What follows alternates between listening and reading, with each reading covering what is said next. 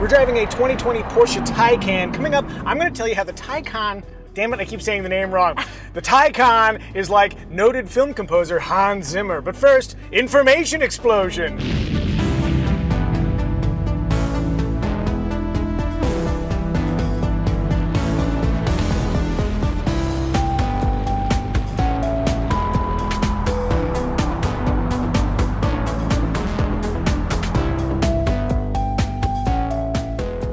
There's going to be a lot of me mispronouncing the name of this car, but it's Taycan, if you're curious. This is going to be a family-focused review because I did a comprehensive review for Kelley Blue Book, so we're really focusing on the family because I have a stunt family with me. Let's kick things off. Interior! What do you think of the interior of the Taycan? This is the one application where I like a piano black interior because it makes it look like it's all screen, like a car from the future. Ooh, it does have a futuristic vibe to it. Although I would say not too much futurism. They could have gone goofball with it, but they've been restrained. So it feels like what the real future would look like, not some Buck Rogers super sci-fi unrealistic version of it. Yes, like the high-waisted pants in Her. Yes, exactly. Wow, that is a very obscure reference. No well done, one will sweetie. get that. Yes. Is this to save weight? Sure. Like those little things? It seems like it's missing some things. It is missing some things. Those are the vents. Sweetie, for $500, move that vent. You've got a minute to do so. I'll use the chrono go now. I even tried to do this when I was in there earlier and I couldn't do it. Am I going to break it? Is the question. I mean, maybe. Try not to. It is a very expensive car. $500! Come on! 3, 2, 1. Okay. This is just like in the Panamera. They do the same thing where the vents are controlled through the screen. This is what I would call needless complexity. You just have to know how it works, which I think might be something of a little bit of a leitmotif for our Porsche Taycan review.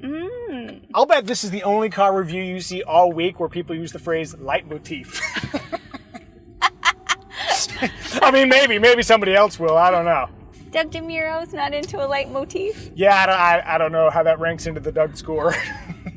Up front, as is typical, there's a lot of space to work with. If you move to the back seat, it's a little bit tight for my 5'10" frame where headroom is concerned. The bolsters on the seat are a little bit more intrusive than they are in other vehicles. We have one of the narrowest seats on the market, and I wonder how that might work with a more robust child seat. Yeah. If you got like one of those Norwegian Thor children that's super huge, you know, then yeah, that might be a little bit difficult. On the other hand, there's something nice about making sure your child stays safe when cornering at zippy lateral paces. Here we go, whee! Was that fun? Yeah, that was pretty fun. One limitation is that there are only 4 seats instead of 5. But you know, if you're looking for a good excuse not to have more children, this could be it. I mean, it's available in a 4+1 though. Is it? I think so. Well, we'll do 2 versions. No, sorry, it is not available with 5 seats. You're right, it is available with 5 seats. Quick note on seat comfort, the seats are very comfortable. Hey, but you got options. You got so many ways to adjust. I do. Ooh, they don't normally treat the passenger this well. That's the Porsche difference. For cargo space, the rear trunk is plenty roomy at 14.3 cubic feet in the 4S. If you go with the Turbo or the Turbo S, then that goes down just like about a cubic foot and a half. And then up front, you've got a little bit more space as well. So that would probably be the Micah zone, and that would probably be the Sweetie zone. Rear window test. That's all?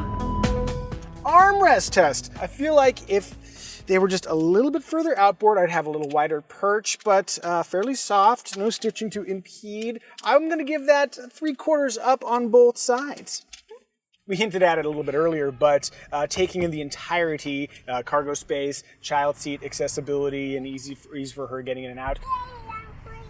What do we think? Family friendly? Absolutely. Family friendly. Okay, very good job, electrified Porsche that costs 6 figures. It's a sensible family purchase. I mean, not our family, but another much richer family. Yes.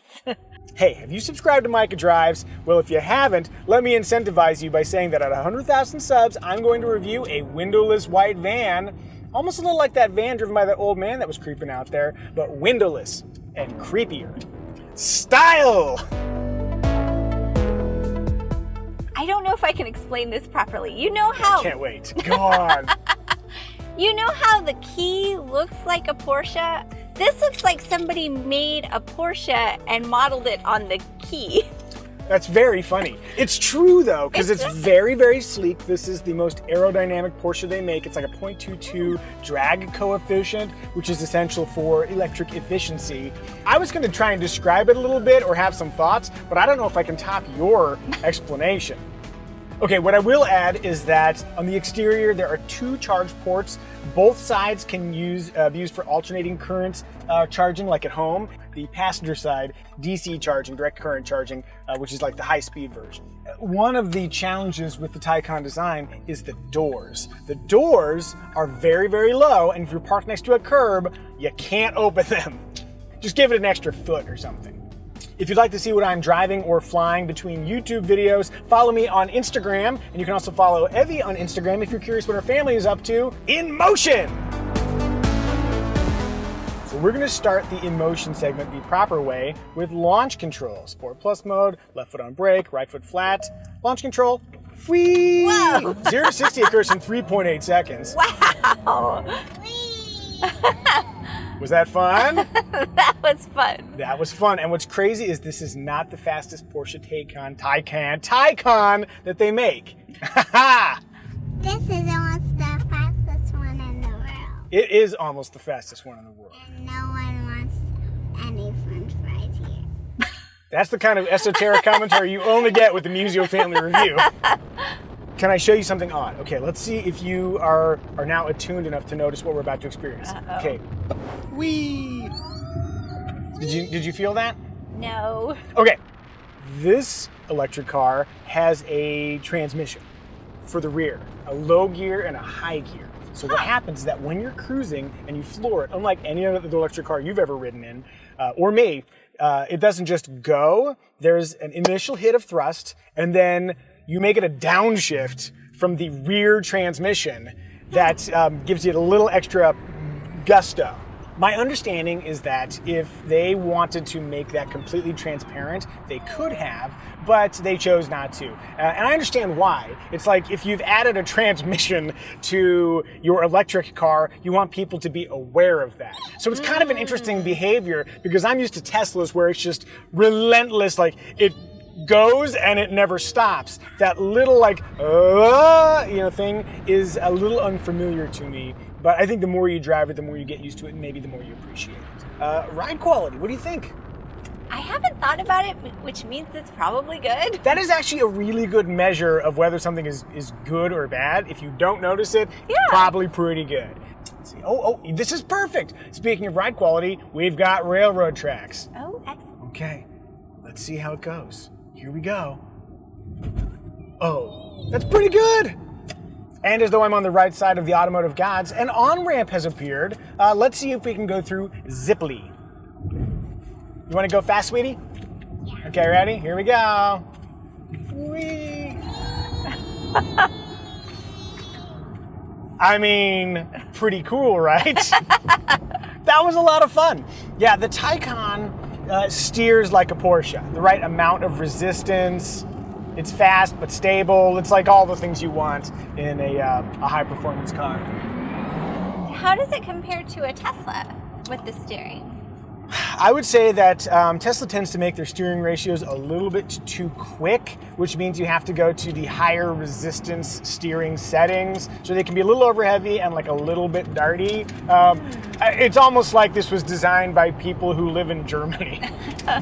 So one of the things that they chose, it's kind of a Porsche philosophy, is that they want this car to coast. Whereas with a lot of electric cars, when you come off of the accelerator, there's a lot of regenerative braking. You can adjust the regen braking here with this button, but even in the on mode, it's never particularly intense. Instead, they want you to use the brake pedal to slow down. But when you do, that activates the regen braking. So it's not as though using the brake pedal is just burning off kinetic energy into heat via friction. It is actually, returning electrons via regen braking. But what they've done is make it so that the pedal actually feels very natural. I read another reviewer that said they didn't like the pedal. I think they're wrong. I think the pedal feels good. There is room for disagreement in automotive journalism. I think you're smelly. Not anymore. Today I took a shower. And because we have enough time to do so, let's have Evie drive. Hey, you're driving a very expensive Porsche. No pressure here. We just have to get a quick sense. I want you to feel like the steering a little bit. Ooh. I know, right? That is nice. Isn't it interesting how just immediately within the first few feet you already get a sense of what the car's all about, right? Like it moves quickly, but not too aggressively. It helps me take this sudden right. Oh, ooh. Now, normally you wouldn't be quite so aggressive, but you were willing to push it just a little bit. What is it about the Taycan that made you feel like you wanted to go a little bit quicker? Because I wasn't pushing it to the limit. Because its limits are so high. That's true. Yeah, you're well within its limits. Tell me how those brakes feel.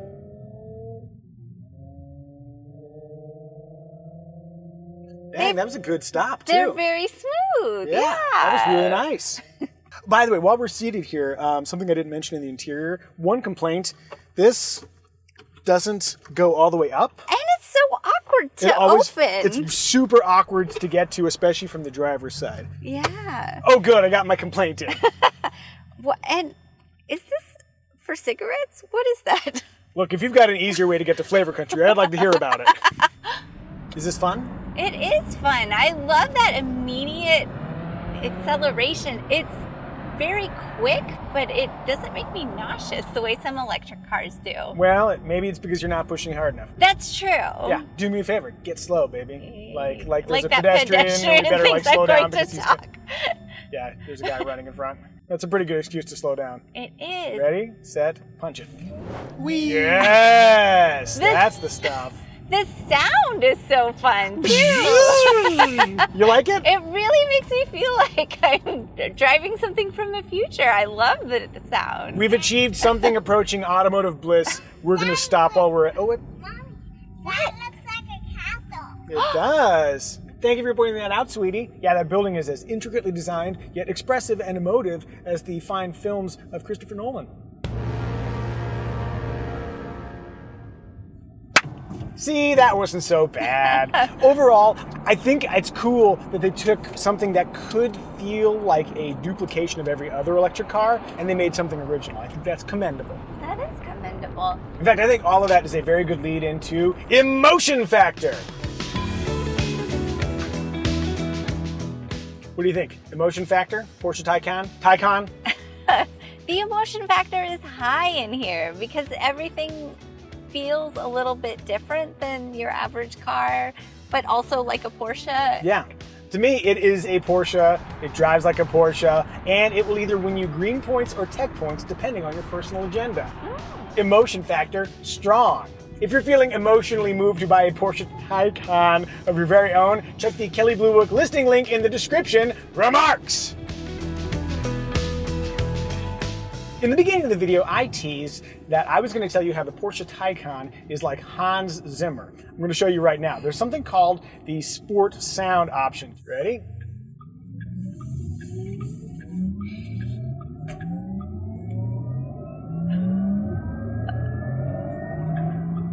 So what it's doing there is super interesting. And yes, I'm blinded by the sun. As the sound goes up in pitch, as it gets high, you bring in a lower note beneath that and have that continue to go up. So it's... And so there's this sense of constant escalation that you can only do by bringing in those low notes. And that's a Hans Zimmer technique that he uses to maintain continuous tension in his music. So when it starts getting high, listen for those low notes coming in to replace it so you get that continuous move up. right? When is that ominous noise coming in to break the tension? The other thing that's interesting about the sound is I'm told it's based on actual samples from the vehicle, though it's been greatly enhanced, so it's... That's really cool. Yeah, it's like they took the car and then they remixed. Remix! Off. On. You can't hear that? Not really. Aw. Like a little... Why can't mommy hear? Mommy has a hard time hearing things and seeing things and doing things. Aww, she has 3 problems. But the thing she doesn't have a hard time doing is loving.